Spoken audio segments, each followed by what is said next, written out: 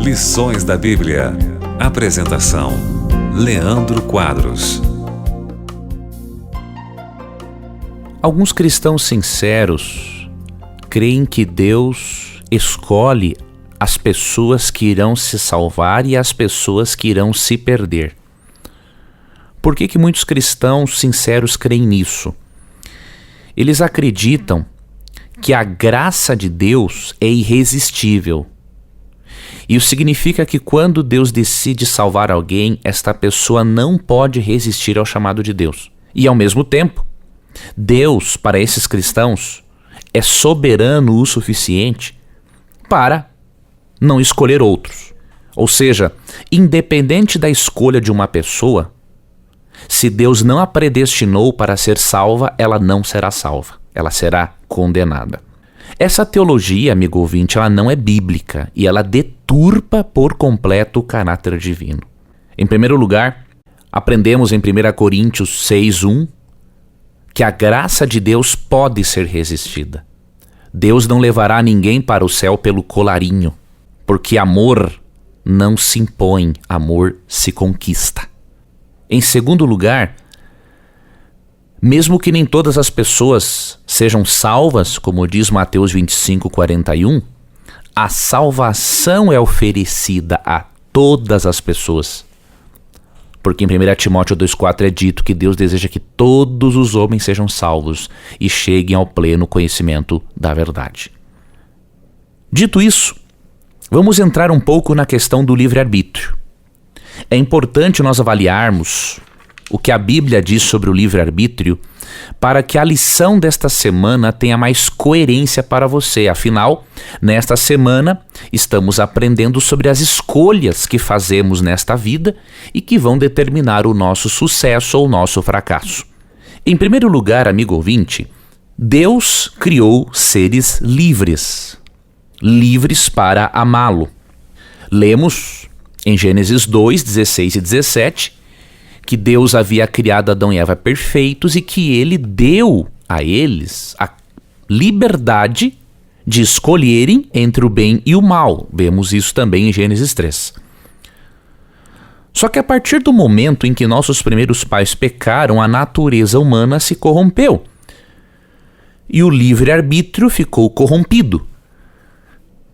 Em Romanos capítulo 7, Paulo diz que o bem que ele queria fazer ele não conseguia e o mal que ele não queria fazer ele acabava fazendo. Isso nos mostra que o livre-arbítrio do ser humano está corrompido. Entretanto, o livre-arbítrio não foi apagado ao ponto de a pessoa não poder, de alguma forma, fazer suas escolhas. Mesmo que o ser humano precise da condução do Espírito Santo, o Espírito Santo não obriga a tomar as decisões corretas. Romanos 2,4 diz que é a bondade de Deus que nos conduz ao arrependimento. Conduzir é uma coisa, obrigar a se arrepender é outra. Deus não trabalha contra o seu próprio estilo de governo. Deus não obriga pessoas a serem obedientes, a serem fiéis. Precisamos entender, amigo ouvinte, um princípio valioso que se encontra em Mateus 22, 35 a 37. Ali nós encontramos o seguinte princípio, de que Deus quer que amemos a Ele e ao próximo, e que Ele não nos força a amá-lo e nem amarmos o próximo. Se Deus o forçasse, predeterminasse isso, o amor seria uma farsa. O verdadeiro amor só existe quando ele é oferecido e aceito livremente. Não existe amor por meio da coerção. O amor ele tem que ser conquistado, não coagido.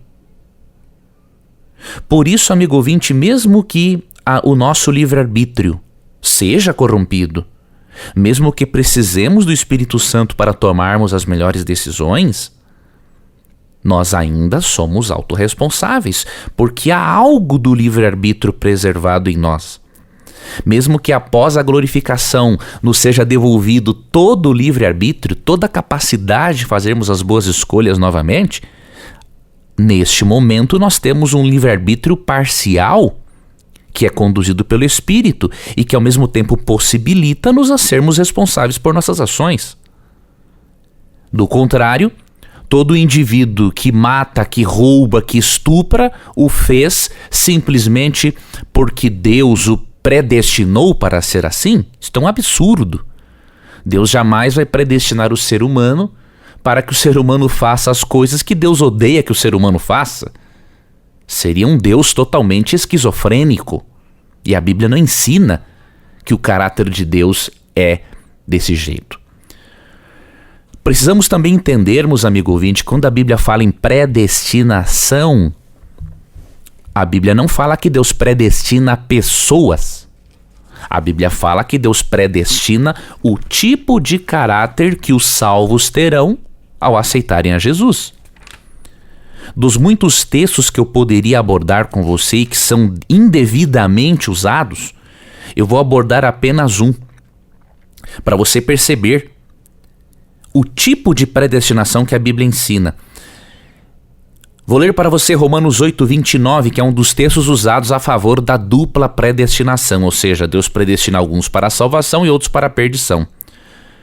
Na Nova Versão Transformadora, o texto diz assim: pois Deus conheceu de antemão os seus e os predestinou para se tornarem semelhantes à imagem de seu Filho, a fim de que ele fosse o primeiro entre muitos irmãos.